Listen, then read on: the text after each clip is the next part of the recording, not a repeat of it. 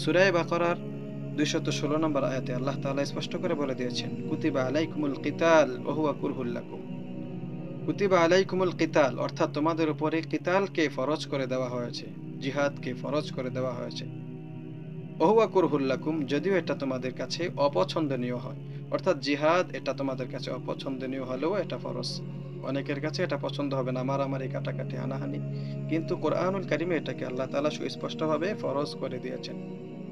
এবং আল্লাহ তাআলা এটাও বলে দিয়েছেন আমাদের কাছে যে এটা খারাপ লাগবে, অপছন্দ লাগবে সেটাও আল্লাহ তাআলা জানেন। এজন্য এটাও আল্লাহ তাআলা বলে দিয়েছেন, আসা আন তাকরাহু শাইআ, সম্ভবত কোনো জিনিস তোমরা অপছন্দ করে থাকো, ওহুয়া খয়রুল লাকুম, অথচ এটা তোমাদের জন্য কল্যাণকর। অর্থাৎ আল্লাহ তাআলা আমাদের এই বিষয়টা জানেন যে আমাদের কাছে এটা অপছন্দনীয় হবে। এজন্য আল্লাহ বলেছেন যে তোমাদের কাছে অপছন্দনীয় হলেও বিষয়টা তোমাদের জন্য কল্যাণকর। ওয়া আসা আন তুহিব্বু শাইআ, আবার কোনো বিষয় এমন আছে যেটাকে তোমরা পছন্দ করো, ওহুয়া শাররুল লাকুম, অথচ এটা তোমাদের জন্য অকল্যাণকর।